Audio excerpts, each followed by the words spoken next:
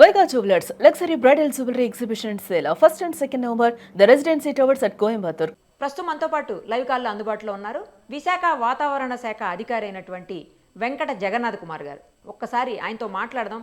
మోంతా తుఫానుకు సంబంధించిన డీటెయిల్స్ అన్నీ ఆయన అడిగి తెలుసుకుందాం. సార్ నమస్తే అండి. నమస్తే మేడం. సార్ ఏంటి పరిస్థితి? మోంతా తుఫాను ప్రభావం ఈ ప్రస్తుతం ఏపీలో ఎలా ఉంది? రాబోయే 1-2 రోజుల్లో ఎలా ఉండబోతోంది?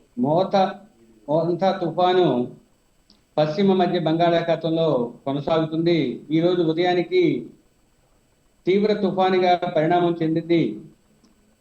ఈరోజు సాయంత్రానికి ఉత్తర వాయువ్య దిశలోనే పయనించి మోంతా తుఫాను తీవ్ర తుఫానుగా ఆంధ్ర కోస్తా తీరమైన కాకినాడ దరిదాపుల్లో తీరాన్ని తాకే అవకాశం ఉంది. 100 కిలోమీటర్ల వేగమైన గాలులతో కూడి ఉండే అవకాశం ఉంది. గరిష్టంగా 110 కిలోమీటర్ల గాలిని కలిగించే అవకాశం కూడా ఉంది. ఇక తీరాన్ని తాకే సమయంలో కాకినాడ పరిసర ప్రాంతాలలో సాధారణ అలల కన్నా 1 మీటర్ ఎత్తు వరకు ఉప్పెన సంభవించే అవకాశం కూడా ఉన్నది మేడం. పశ్చిమ మధ్య బంగాళాఖాతంలో ఉన్న మోంతా తుఫాను ఈరోజు మరింత బలపడి తీవ్ర తుఫానుగా పరిణమించింది. ఇది పశ్చిమ మధ్య బంగాళాఖాతంలోనే కొనసాగుతుంది. రాబోయే కొన్ని గంటలలో ఉత్తర వాయువ్య దిశలో పయనించి కాకినాడ దగ్గర తీరాన్ని తీవ్ర తుఫానుగానే దాటే అవకాశం ఉంది. అంటే ఈరోజు సాయంత్రం రాత్రి మధ్యలో ఇది తీరాన్ని తాకే అవకాశం ఉంది.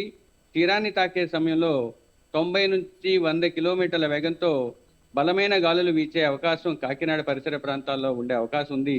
గరిష్టంగా 110 కిలోమీటర్ల వరకు చేరుకునే అవకాశం ఉంది.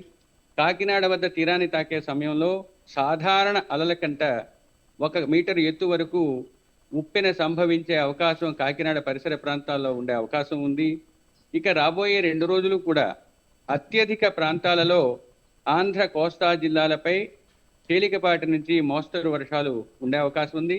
ఇక ఈ 2 రోజులు కూడా భారీ నుంచి అతి భారీ కొన్ని ప్రదేశాలలో, అత్యంత భారీ 1-2 ప్రదేశాలలో కోస్తా ఆంధ్రప్రదేశ్లోను ఆనుకుని ఉన్న రాయలసీమలోనూ పడే అవకాశం ఉంది. ముఖ్యంగా ఈరోజు రాబోయే 24 గంటల్లో కోస్తా ఆంధ్ర ప్రాంతంలో ఉన్న శ్రీకాకుళం నుంచి తిరుపతి వరకు ఉన్న అన్ని కోస్తా జిల్లాలలో భారీ నుంచి అతి భారీ కొన్ని ప్రాంతాలలో, అత్యంత భారీ 1-2 చోట్ల పడే అవకాశం ఉంది. ఇక రాయలసీమ జిల్లాలైన నంద్యాల, వైఎస్ఆర్ కడప మరియు అన్నమయ్య జిల్లాల్లోని 1-2 చోట్ల భారీ నుంచి అతి భారీ వర్షపాతం పడే అవకాశం ఉంది. పశ్చిమ రాయలసీమ జిల్లాలైన కర్నూలు, సత్యసాయి, అనంతపూర్ జిల్లాతో పాటు చిత్తూరులోని 1-2 చోట్ల భారీ వర్షానికి అవకాశం ఉంది. అత్యంత భారీ వర్షపాతం పడే జిల్లాలకు రెడ్ వార్నింగు, భారీ నుంచి అతి భారీ వచ్చే జిల్లాలకు ఆరెంజ్ వార్నింగు, భారీ వర్షపాతం పడే జిల్లాలకు ఎల్లో వార్నింగ్ ఇవ్వటం జరిగింది. రేపు కూడా అంటే 2వ రోజు కూడా ఇటువంటి పరిస్థితి ఉన్నందువల్ల కోస్తా జిల్లాలకు కొన్ని ప్రాంతాలకు రెడ్ వార్నింగు, కొన్ని ప్రాంతాలకు ఆరెంజ్ వార్నింగు, కొన్ని ప్రాంతాలకు ఎల్లో వార్నింగు ఇవ్వటం జరిగింది. ఎల్లుండి ఉత్తర కోస్తా జిల్లాలైన శ్రీకాకుళం, విజయనగరం మరియు పార్వతీపురం మన్యంలో 1-2 చోట్ల భారీ వర్షానికి ఆస్కారం ఉన్నందువల్ల ఆ 3 జిల్లాలకు ఎల్లో వార్నింగ్ ఇవ్వటం జరిగింది. ఇక కోస్తా తీరం వెంబడి తీరం ఆవల బలమైన ఈదురుగాలులు ఉండే అవకాశం ఉన్నందువల్ల 5 రోజులు మత్స్యకారులు వేటకు వెళ్ళవద్దని హెచ్చరికలు జారీ చేయడం జరిగింది. ముఖ్యంగా ఈరోజు కోస్తా జిల్లాలపై గేల్ విండ్స్ అంటే సైక్లోన్ రిలేటెడ్ విండ్స్ 60 నుంచి 70, గరిష్టంగా 80 కిలోమీటర్లు మరింత బలపడి సాయంత్రానికి 90 నుంచి 100, గరిష్టంగా 110 కిలోమీటర్ల వరకు తీరం వెంబడి తీరం ఆవల ఉండే అవకాశం ఉంది. అందువల్ల మత్స్యకారులు 5 రోజులు, ఈ రోజు నుంచి 5 రోజులు కూడా వేటకు వెళ్ళవద్దని హెచ్చరికలు జారీ చేయటం జరిగింది. ఆంధ్ర కోస్తా తీరం వెంబడి ఉన్న ఓడరేవులన్నింటిలో కూడా ప్రమాద హెచ్చరికలు ఉన్నాయి. ముఖ్యంగా కాకినాడలో 10వ నంబర్ ప్రమాద హెచ్చరిక, విశాఖపట్నం, గంగవరం, భీమినిపట్నం, కళింగపట్నానికి 9వ నంబర్ ప్రమాద హెచ్చరిక, మచిలీపట్నం, నిజాంపట్నం, ఓడరేవు, కృష్ణపట్నం ఓడరేవుల్లో 8వ నంబర్ ప్రమాద హెచ్చరికని ఎగురవేయటం జరిగింది. ఇక రాష్ట్రంలో ముఖ్యంగా కోస్తా జిల్లాల్లో కొన్ని చోట్ల ఆకస్మిక వరదలు లేదా ఫ్లాష్ ఫ్లడ్స్ సంభవించే అవకాశం ఉన్నందువల్ల ఆయా జిల్లాల కలెక్టర్లకు, ఆయా జిల్లాల్లో ఉన్న మిగతా వర్గాలకు తెలియజేయటం జరిగింది. మరియు రాష్ట్ర విపత్తుల యాజమాన్య సంస్థ ద్వారా అన్ని సమాచారాలను లేదా జనావళికి తెలియజేయడం జరిగింది. లోతట్టు ప్రాంతాలలో ఎక్కువ నీరు నిల్చుండే అవకాశం ఉంది. ఇక డెలికేట్ స్ట్రక్చర్స్ లేదా పూరిలు లాంటివి కొంచెం కూలే అవకాశం కూడా ఉంటుంది. కొండ చర్యలు, కొన్ని చోట్ల మడ్ స్లైడ్స్ కూడా జరిగే అవకాశం ఉంది. ఇక ట్రాఫిక్ కంట్రోల్ చేయాల్సిన లేదా నియంత్రణ చేయాల్సిన అవసరం కూడా ఉంది. రోడ్లు, రవాణా వ్యవస్థను కూడా నియంత్రించవలసిందిగా ప్రభుత్వ యంత్రాంగానికి తెలియజేయటం జరిగింది. లూజ్ స్ట్రక్చర్స్ ఉన్న చోట ప్రజలు నిలబడకూడదు. అలాగే హోర్డింగ్స్ లాంటి చోట్ల కూడా నిలబడకుండా తమను తాము రక్షించుకోవాల్సిందిగా జనాలకు తగిన సూచనలు ఇవ్వటం జరిగింది.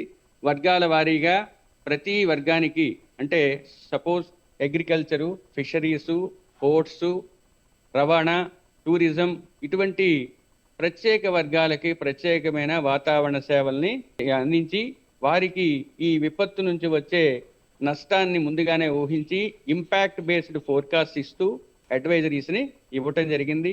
విపత్తు యాజమాన్య సంస్థ, జిల్లా విపత్తు యంత్రాంగాలు సమిష్టి కృషితో, ప్రజల సహకారంతో ఈ విపత్తు నుంచి ప్రజల్ని రక్షించుకునే అవకాశం ఉంటుంది.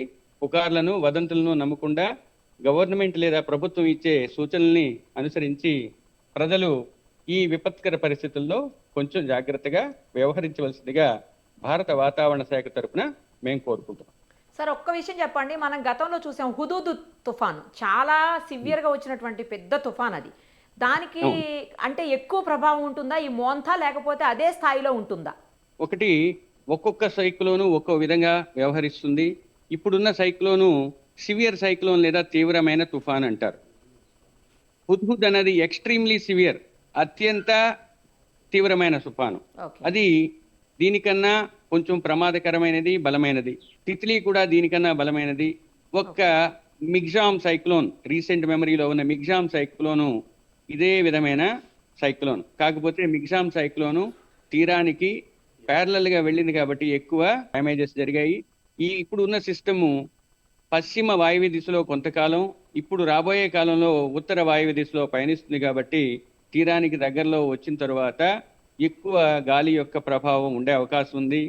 తీరానికి కొంచెం దూరంలో ఎక్కువ ఈ వర్షపాతం యొక్క ప్రభావమే ఎక్కువగా ఉండే అవకాశం ఉంది. తుఫాను తీరానికి దగ్గరలో వచ్చిన తర్వాత ఇప్పుడు రాబోయే కొన్ని గంటలలో దీని యొక్క ప్రభావం ముఖ్యంగా గాలి వలన కానీ, ఉప్పెన వలన కానీ ఉండే అవకాశం ఉంది. ఎన్ని రోజులు ఉంటుంది సార్ ఈ భారీ వర్షాలు, ఈ తుఫాను ప్రభావం ఎన్ని రోజులు ఉండబోతుంది? రాష్ట్రం మొత్తం మీద 2 రోజులు, ఉత్తర కోస్తాకు 3వ రోజు. ఓకే, మరి ఇప్పుడు తెలంగాణ మీద కూడా ఏదన్నా ప్రభావం ఉండబోతుందా మోంతా తుఫాను ప్రభావం? కొంత ప్రభావం ఉంటుందండి. అది నా పెరిఫరల్ దీంట్లోకి వస్తుంది రీజియన్. అది మా జ్యూరిడిక్షన్ లో ఉండదు, హైదరాబాద్కి ఉంటుంది. కొంతవరకు ఉంటుంది తెలంగాణకు కూడా effect. Okay, thank you sir, చాలా మంచి ఇన్ఫర్మేషన్ ఇచ్చారు. ఎలాంటి జాగ్రత్తలు తీసుకోవాలో కూడా చెప్పారు. Thank you so much.